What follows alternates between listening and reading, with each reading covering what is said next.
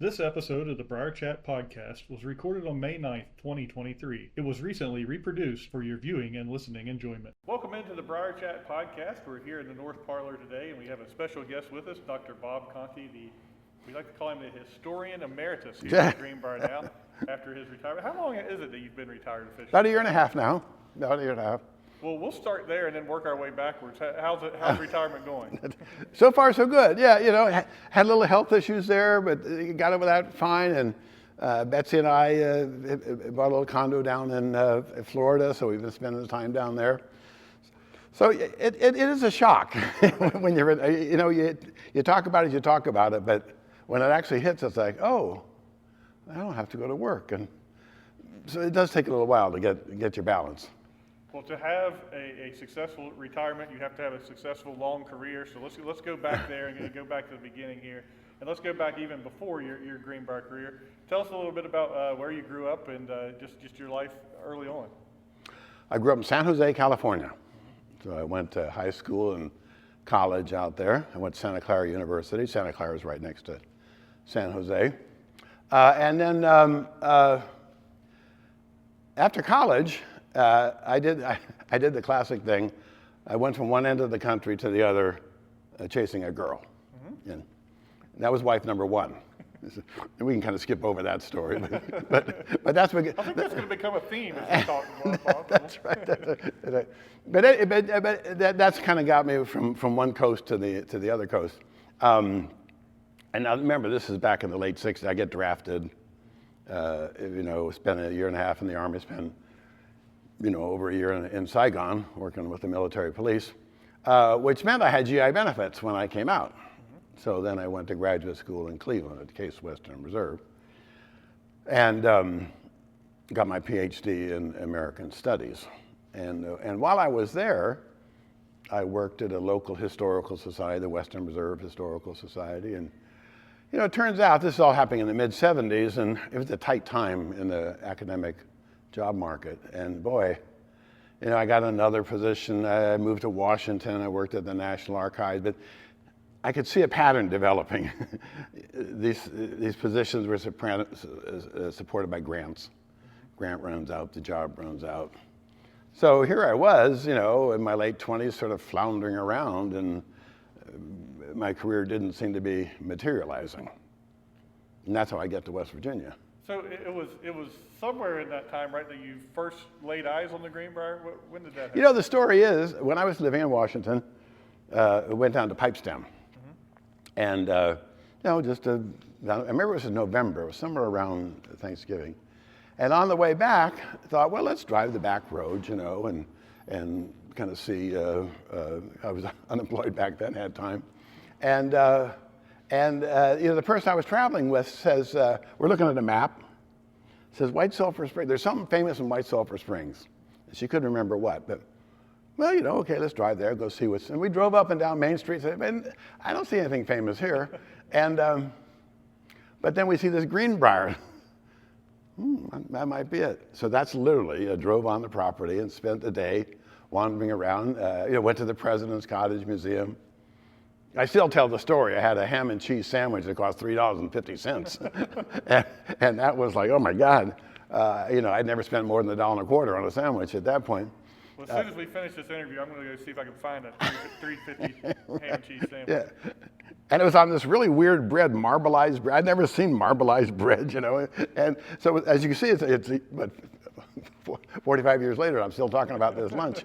Right. But that was literally the first time I saw this place.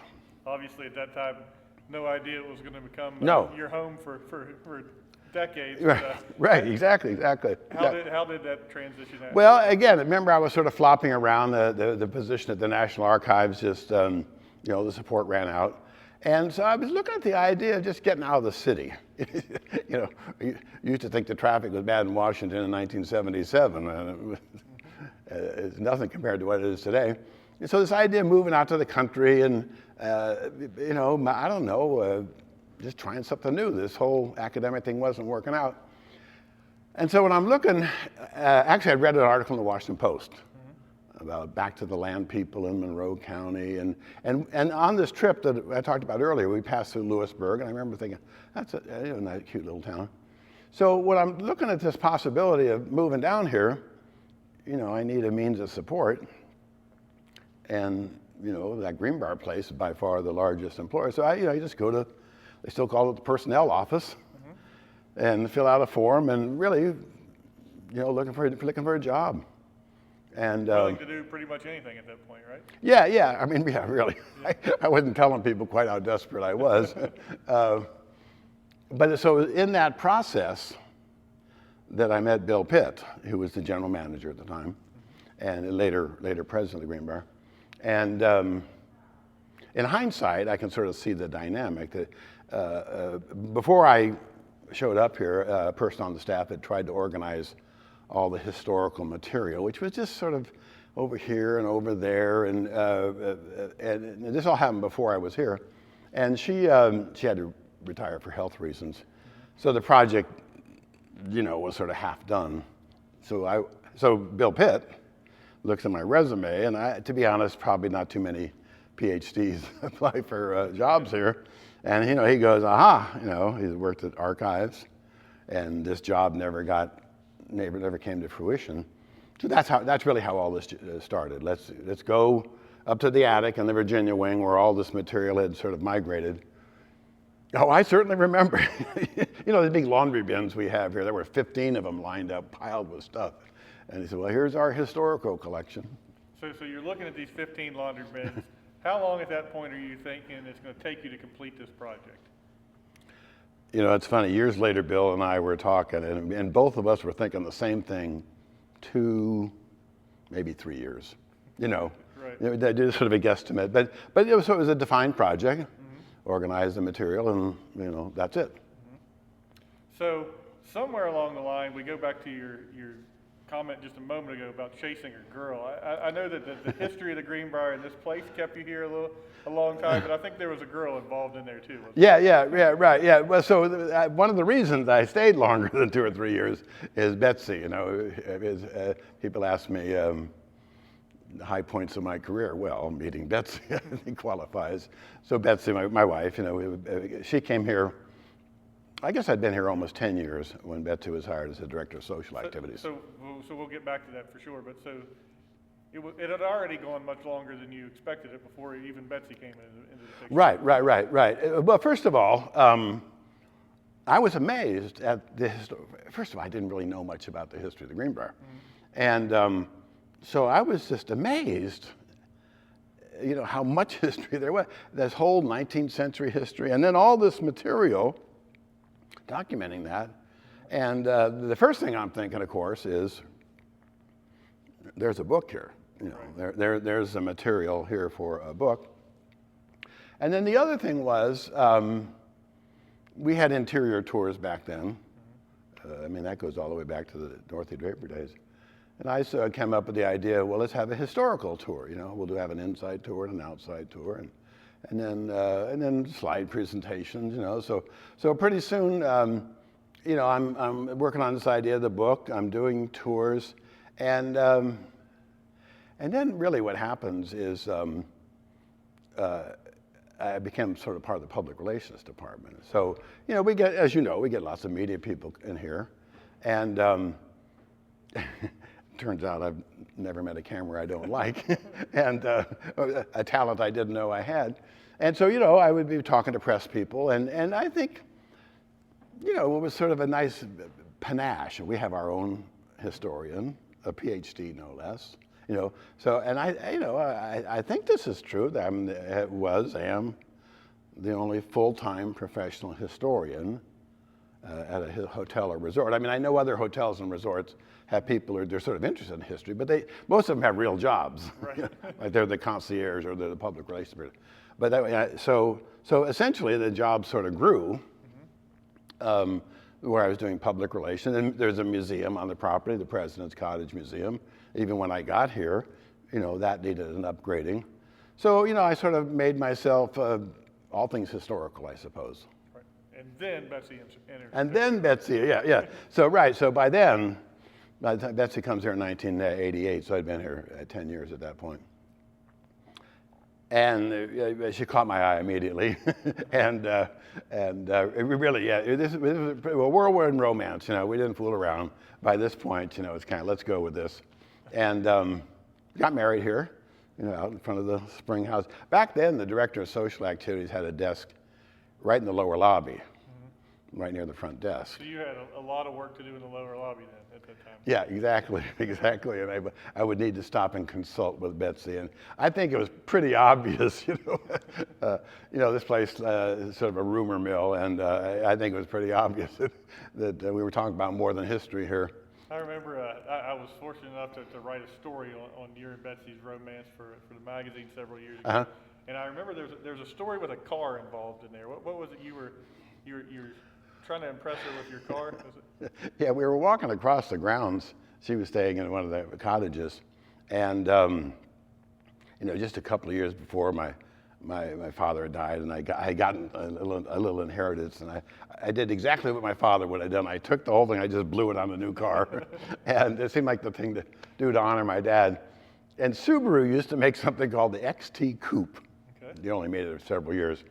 And it was a little sporty model, and it was pretty nifty, Well, when you're a historian, you have sort of an image problem, as a boring sort of guy. So we're walking by, and we were walking by the car, and I say to her, "Oh, I need to get something out of my car." There you go. So, of course, I did.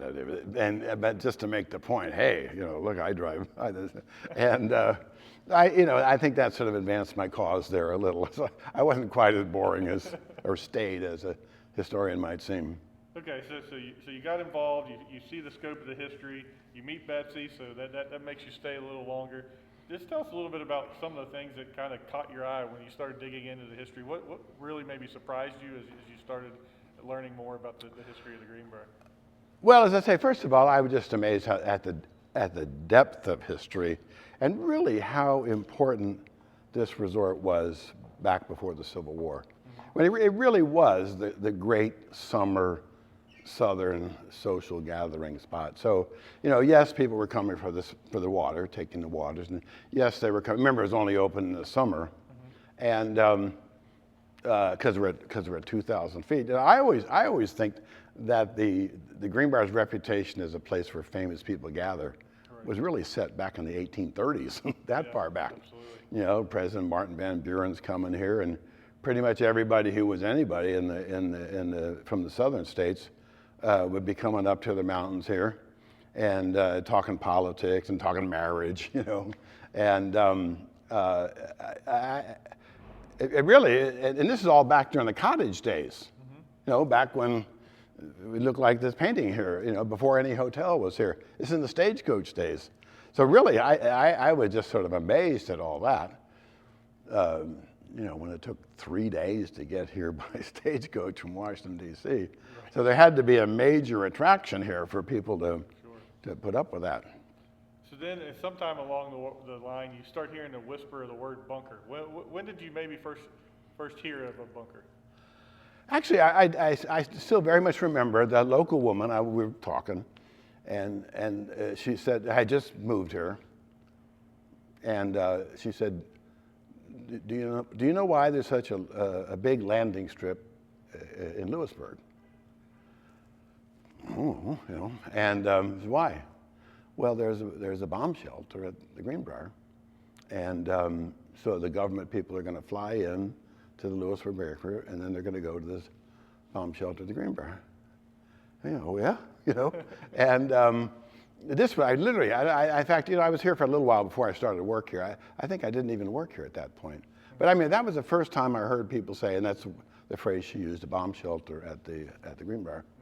And so when I got here, I'm inundated with all this material. There's certainly a lot of other things, other things. But being sort of young and naive, I figure if there's a bomb shelter at the Greenbrier, the chief engineer has to know. So I just walked to, Luther Way was the name of the chief engineer. And I walk in and say, what's this I hear about bomb shelter, the Greenbrier.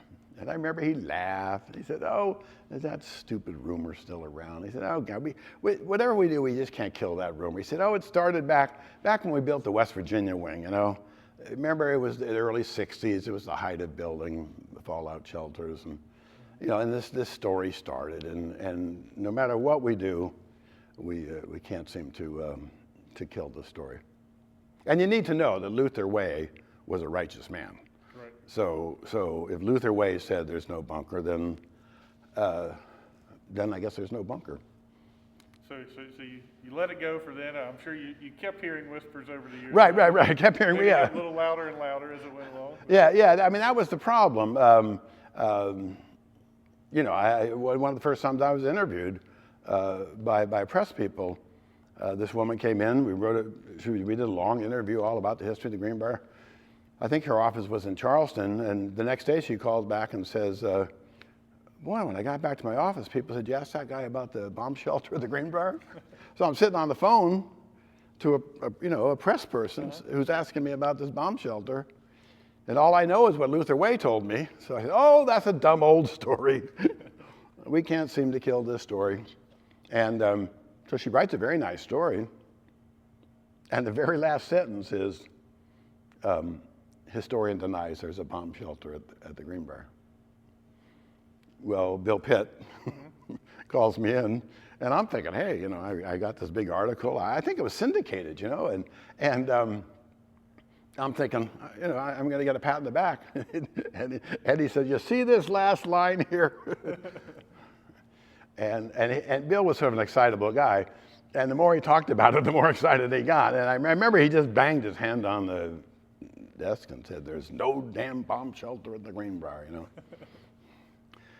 And as I've often said, at that point I thought, there must be a bomb shelter at the Greenbrier. That's the moment you kind of knew, right? Yeah.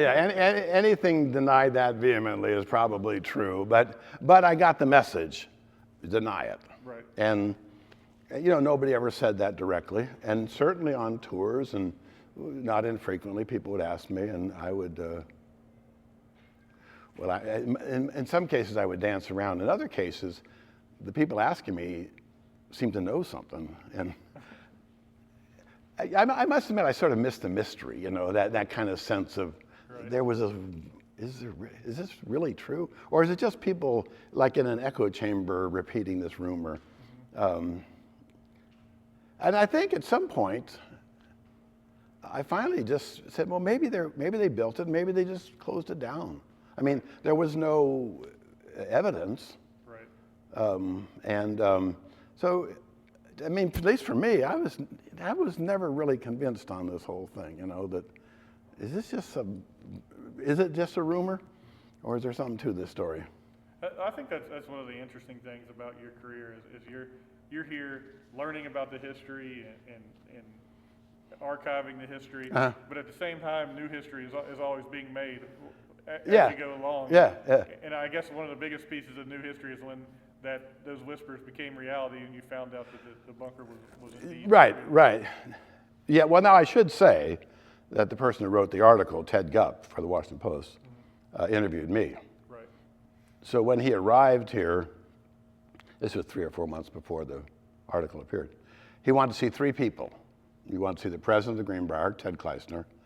He wanted to see Fritz Bugis, who conveniently was on vacation in Florida, and amazingly enough had an accident, an auto accident. And I had, by this weird turn of events, I had been up in Washington just a couple of weeks before giving a talk at the National Archives. And he had noticed that in the paper, the Greenbrier historian is going to speak at the National, so he knew there was a historian. And so I knew something was up when I'm sitting at my desk and Ted Kleisner, the president, comes to my office to talk to me. And as I've often said, Ted didn't come to your office. You went to his office. He called you and said, "Come to my office." Right. And the fact that he came to my office was in and of itself like, uh-oh. And he said, "There's a guy here asking questions about what's underneath the West Virginia wing." And Ted, again, Sort of, I know that you know that you know that I know. He very discreetly sort of tells me what to say. And I say, "Gotcha, boss." And the next day the phone rings. It's Ted Gupp. Can I come talk to you? Comes to my office, puts a tape recorder on the desk, and says, "I'm here to talk about what's under the West Virginia wing." And I go right back to Luther Way. There's nothing under the West Virginia wing. Old rumor. We can't deny it. And he just sits there looking at me, and I get to the end of my spiel, and he clearly didn't believe a word I said. and again, he was clearly way ahead of me just from talking to me. He knew. And I knew at that point that, not only there's a bunker, but it's, he had his Washington Post hat on, I mean, it was kind of a scary moment, because I didn't want to make any missteps. So Fritz, for people who don't know, was in charge of Forsyth Associates, right. And he was the head guy with them. And so he was on vacation and never did get interviewed by Ted Gupp, is that correct? No, I think Ted called him, and they had a conversation. And Fritz is a very charming guy, and said, "Oh yeah, I'll be glad to work with you." But it was really, he'd borrowed somebody's trailer, and he and his wife were in Florida. And I just can't believe the timing. But they never did. They never did meet up. Gotcha. But Ted Gupp did go to Ted Kleissner's office, and when he went to Ted Kleissner, he had a floor plan, and it was an accurate floor plan. And Ted often said when he saw that floor plan, he knew this guy's got a good source, and it's going to come out. Right. So take us through that day. I know that had to be one of the more memorable days of your careers when the article did officially come out. Yeah. I remember it was Betsy just had our second child. She was on maternity leave, and I remember getting a call from one of the secretaries saying, "There's going to be a meeting this afternoon, and it's about the bunker." And just that, the fact that she called me and said there's going to be, that was the first time I ever heard anybody, sort of officials, say that word out loud. And so when I go to the meeting, first of all, I look and there's a funny bunch of people that, usually aren't in a meeting together. And so Ted Kleissner is there, and Fritz is sitting over there. And I'm kind of looking around thinking, what's going on here? And since I do tours, that's why, and it would be part of the public relations effort, that's why I was invited. So really, one of the more stunning moments, maybe in my whole life, was Ted Kleissner saying, "We are about to acknowledge a 35-year relationship with the federal government." And by this point, I guess I wasn't surprised there was a bunker, but I was just startled that the president of Greenbrier was saying, and then Fritz stands up, and I remember he used the phrase, "We were here doing shelter maintenance." And again, you could have just pushed me right. It was literally a jaw dropper that people were publicly talking about this. So did you know Fritz well at that point? Not really. I mean, Fritz is a nice guy, talkative guy, and you'd see him down in the employee cafeteria, but they stayed pretty much to themselves. I mean, they did enough. Forsyth.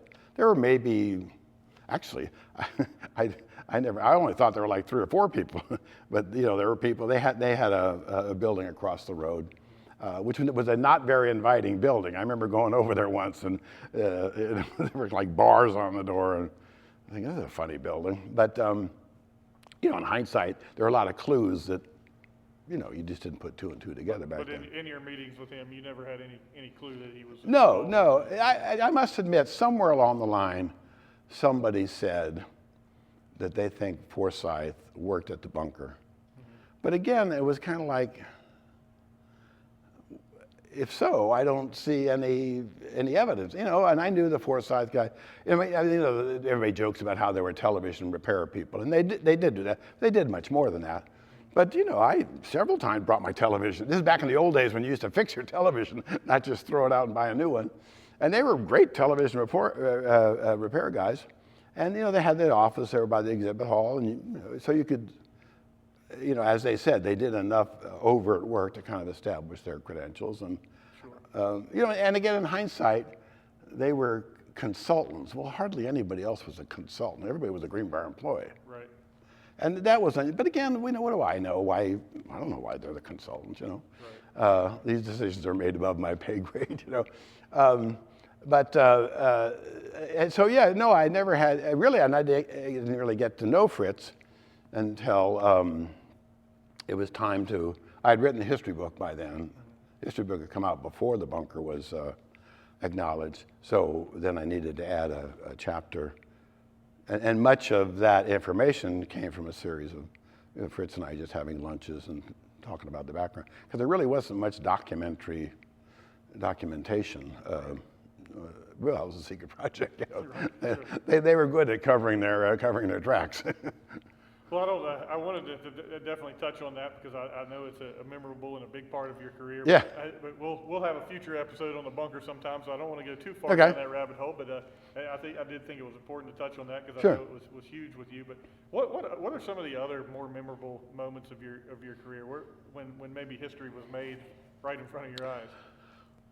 Well, I was here for Ryder Cup, in 1979, and I didn't play golf with that. But the first time I actually walked on a golf course was Ryder Cup 1979 on the Greenbrier course. I didn't know anything about golf.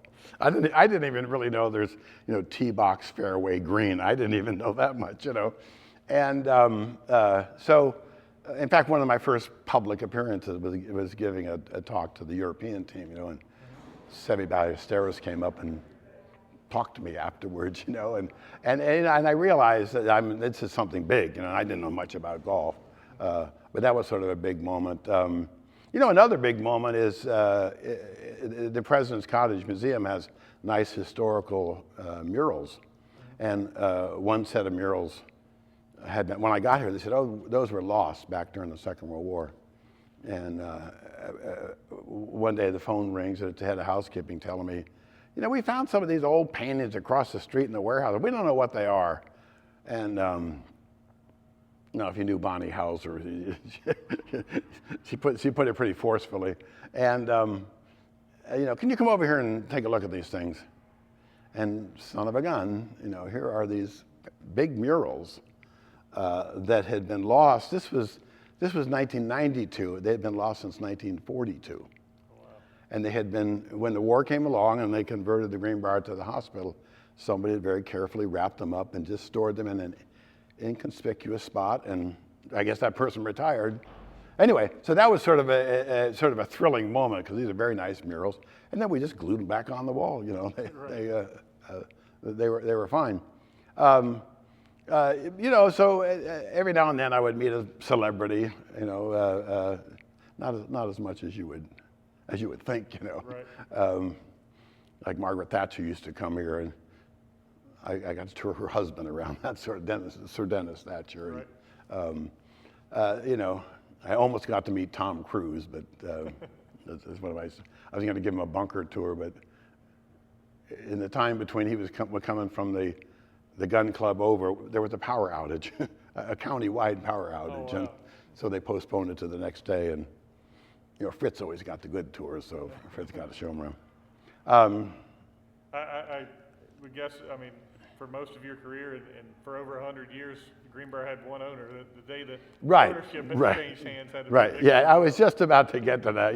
When you think about, now remember, 2008 had been a bad year. The economy in general was going downhill, and the Greenbrier was having all sorts of issues, and there have been lots of cancellations, and really the future was sort of getting bleaker and bleaker, and and you may probably know, so Marriott would look like it was a deal that Marriott was gonna buy the Greenbrier, and people were being laid off, and boy, so early 2009, again, things are getting worse and worse, but at least we didn't know what to think about this whole Marriott thing, but at least somebody was interested in it, and then one day, sort of out of the blue, we get an email saying, there's a mandatory meeting in Colonial Hall at 1:00.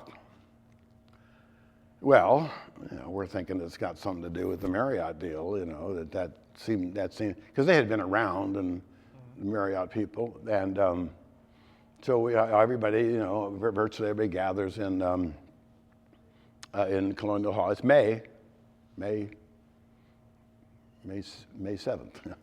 May 7th, 2009, and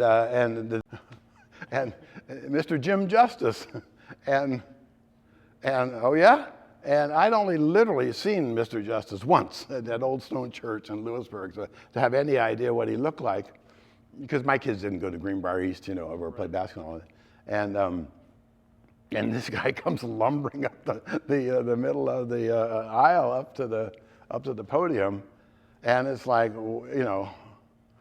where did this come from, and I hear people saying, Coach Jim, and I'm totally befuddled. What has just happened?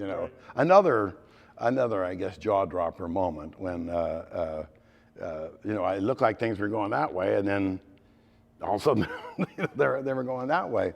Right. And here we were going from large corporate ownership. I mean, CS6 is a giant corporation, to this one man, Right. one man owning the thing, and that was certainly, I guess, with the bunker. When I talk about days that were just stunning, Right. those were the two. And then right after that, you talk about history being made before your eyes. You bring in the PGA Tour, you bring in Right. the casino. A lot happens right after. Yeah, he takes control. He hit the ground running. Yeah, for sure. Yeah, so I'm kind of, I'm taking notes like crazy. Within a couple of weeks, the casino and the PGA Tour announcement, that was a big time. There had been talk about a casino earlier, some years earlier, but that seemed like a dead idea. And a PGA Tour, not a minor tour. This was the real deal.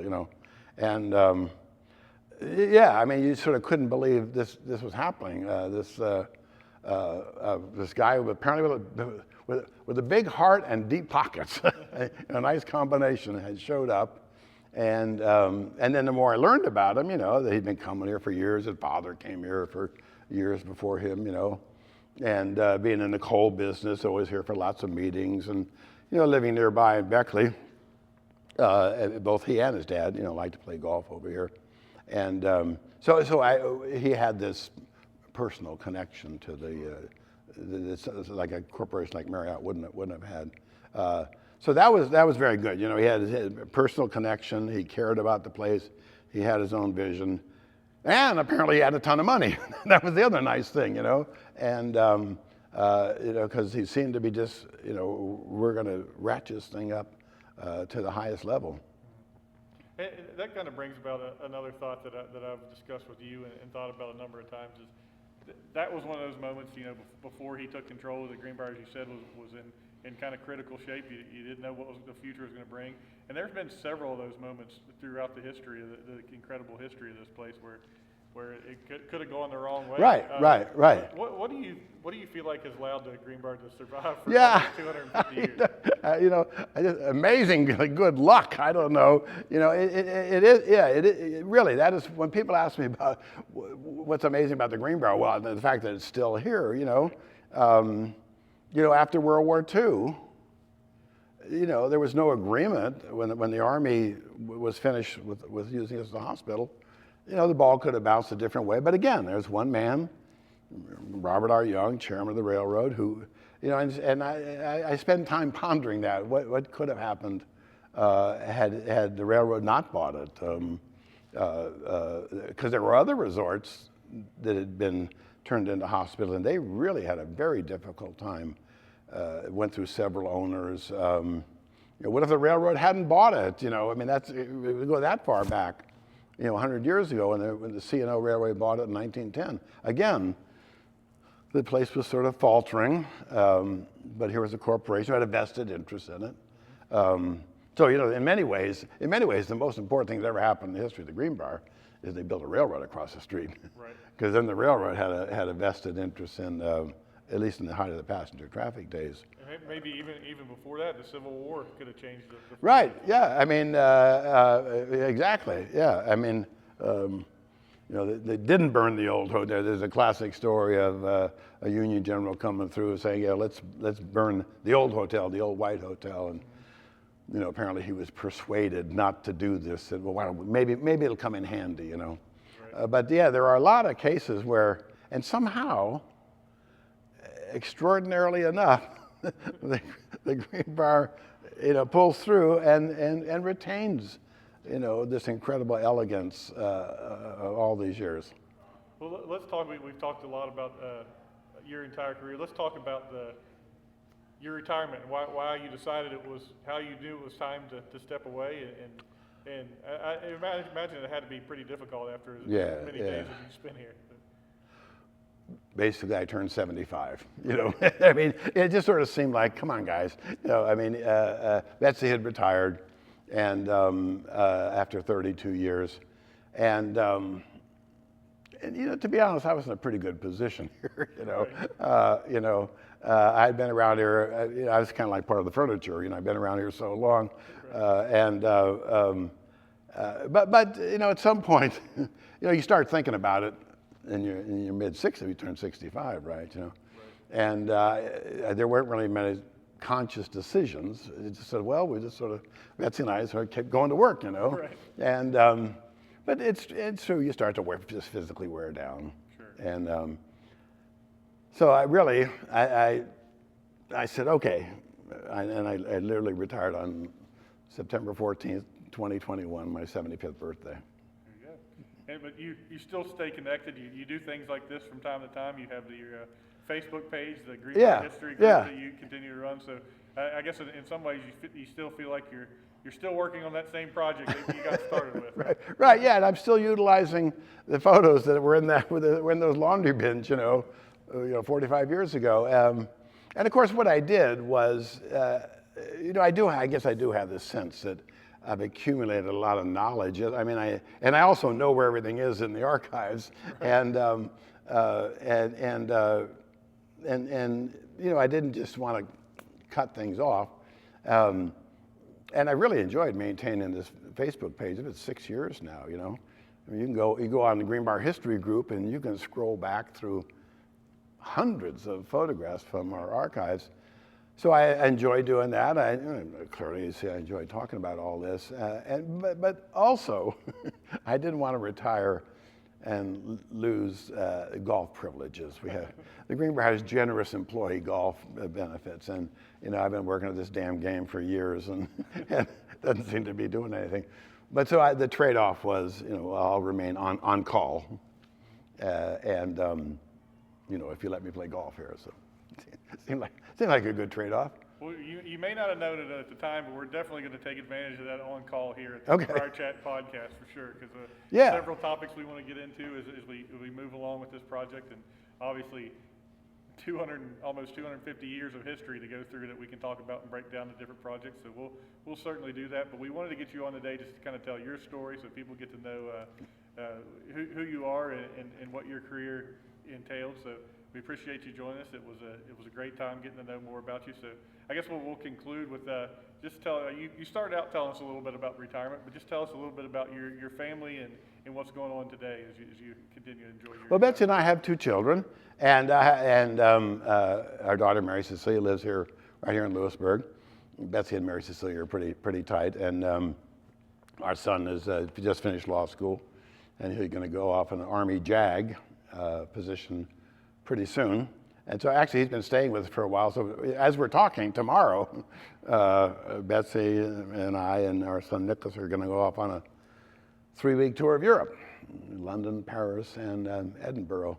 So that was always one of the things as I look forward to retirement was traveling. Now I was thinking we'll go to Washington or Baltimore or Florida, and we're doing all that. But this is ratchet. I haven't been to Europe in a long time. Right. So, so our 2 children are nearby. I have 2 children from my first marriage, and my son Sam lives up in Baltimore and has a daughter, Ramona, so I have one granddaughter. So, we like to keep the family together. So yeah, we're adapting to this whole retirement thing. Absolutely. Well, we greatly appreciate it. Wish you the best of luck and enjoy your trip. We hope you have a great one.